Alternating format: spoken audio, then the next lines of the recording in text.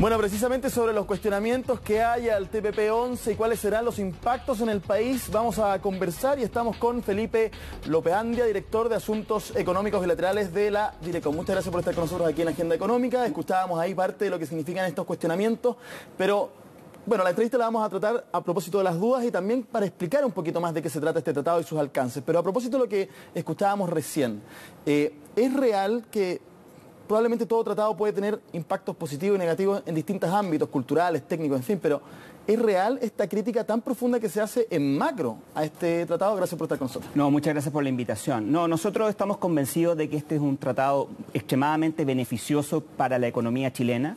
Es una pieza fundamental de una política que Chile ha seguido por más de 30 años de inserción en la economía internacional, con una red amplia de acuerdos de libre comercio y con un foco muy central y estratégico en el Asia-Pacífico. Y por lo tanto, desde esa perspectiva, el CPTPP o TPP-11 hace mucho sentido en la continuación y en la consistencia de esa política que Chile ha seguido, como digo, por cerca de 30 años. ¿Tú dirías que las críticas que se han escuchado, esta manifestación que tuvimos hoy día en el ex Congreso, otras que dicen, y vamos a hablar de eso también, que se tiene que volver a revisar este proyecto desde el punto de vista no solamente de la agricultura, también la salud y otras cosas más, tienen que ver particularmente con este tratado o responden más bien a lo que decía en un principio, que muchas veces cuando nos queremos abrir tanto al mundo, hay grupos organizados y legítimamente que están en contra y hacen su trabajo? Sí, yo diría que hay una mezcla de ambas situaciones. Por una parte es cierto que Chile está siendo el reflejo de una suerte de falta de credibilidad o de confianza que se ha generado en distintos lugares con respecto a la globalización y a la apertura comercial. Y en ese sentido un acuerdo tan amplio como el CPTPP, que abarca tantas materias de diversa índole, efectivamente genera cierta preocupación o al menos cierta atención respecto a los posibles impactos que sus disposiciones pueden generar en distintos ámbitos. Y también es cierto que el CPTPP en particular, proveniente, ¿no es cierto?, del TPP-12 original, ha venido generando desde el inicio de las negociaciones en el año 2010 con cierto nivel de preocupación de parte de determinados sectores de la sociedad civil en Chile.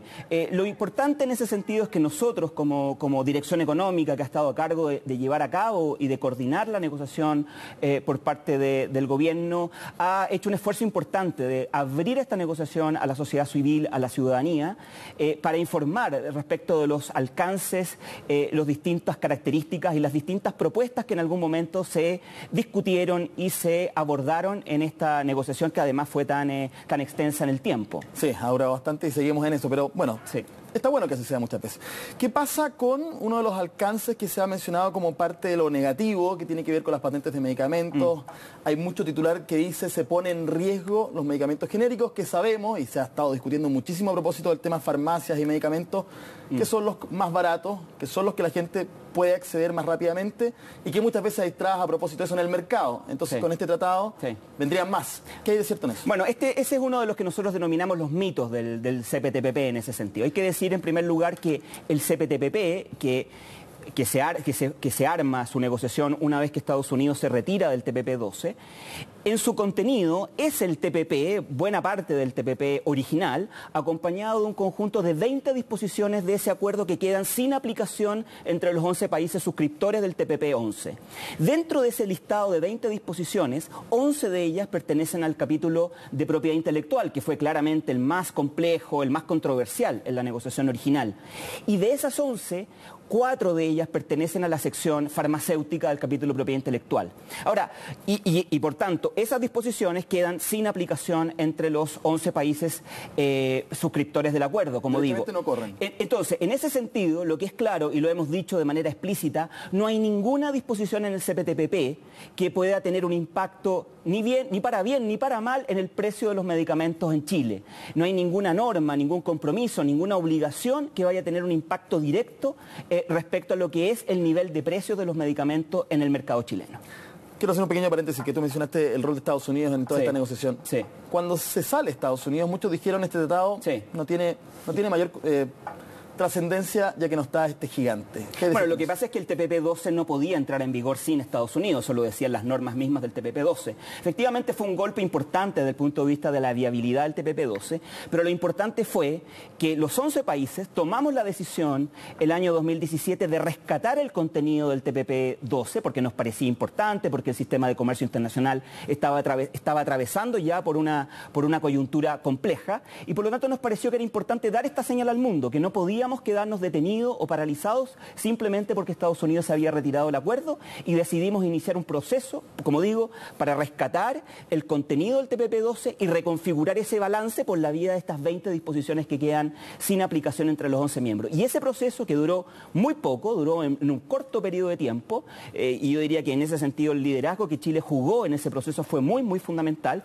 nos condujo finalmente a la firma que se realizó en Chile en marzo pasado, todavía bajo la administración anterior en nuestro país. Así como hay grandes críticas de quienes están en contra y hacen una suerte de estos titulares súper potentes diciendo lo negativo que puede ser este acuerdo, también desde el punto de vista del gobierno se han planteado grandes ideas que sería bueno que las explicáramos, sí. Porque por ejemplo el canciller ha dicho vamos a tener mucho más empleo, mucha menos corrupción, y hace el recuerdo siempre de que esto se decidió o se avanzó patrocinadamente, digámoslo así, en el primer gobierno, en el anterior gobierno de la presidenta Bachelet, sí. Y no en este. Entonces, también son grandes titulares. Sí. Bueno, es que efectivamente este acuerdo genera un conjunto muy importante de beneficios para nuestro comercio exterior con muchos de los mercados del CPTPP, porque sin perjuicio que nosotros ya teníamos acuerdos o tenemos acuerdos de libre comercio con cada uno de los países, fruto de las limitaciones que tienen esos acuerdos o de la antigüedad que ya tienen en su vigencia, el CPTPP viene a generar nuevas oportunidades para nuestros productos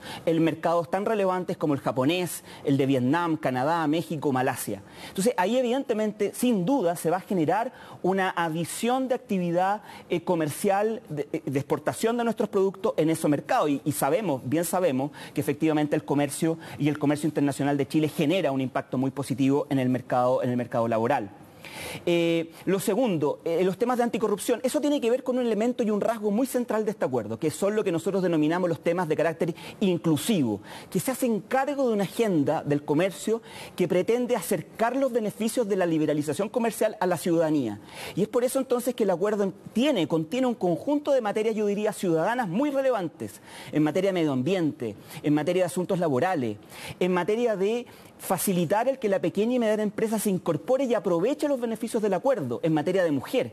Y también, como dices tú, en materia de anticorrupción, en términos de hacernos cargo de que muchas veces la corrupción en la actividad económica puede ser un desincentivador de la actividad económica y comercial. Y no hay que olvidarse que en temas de corrupción estamos pasando un modelo, y lo dice muchas veces el Poder Judicial a propósito de lo dificultoso que puede ser fiscalizar muchas veces o entrar a investigar, porque ya no solo depende de las fronteras de un país. Exactamente. O sea, eso es lo importante que un tratado traiga también. Claro, ¿no? Exactamente, porque establece normas de cooperación entre los países, de intercambio de información, que efectivamente va a ayudar sin duda a la persecución de aquellas actividades que se generan en el ámbito de la inversión o en la actividad comercial. Y por lo tanto, desde esa perspectiva, nosotros vemos ahí una ganancia muy significativa y muy concreta para un desafío que yo creo que lo tiene Chile, pero lo tienen muchos, digamos, buena parte del mundo, en términos de cómo nos hacemos cargo de que todo lo que hemos avanzado en apertura y en liberalización comercial tenga efectivamente claro, y sea percibido de manera concreta por los ciudadanos. Para cerrar muy breve, ¿debiera desde el punto de vista de su aceptación política revisarse en más comisiones este acuerdo? Y también, a propósito de lo medioambiental, se hace esta crítica de que no se hicieron todos los estudios necesarios. A ver, el acuerdo ya pasó por la Comisión de Relaciones Exteriores de la Cámara con una votación significativamente a favor. Lo mismo sucedió en la Comisión de Hacienda.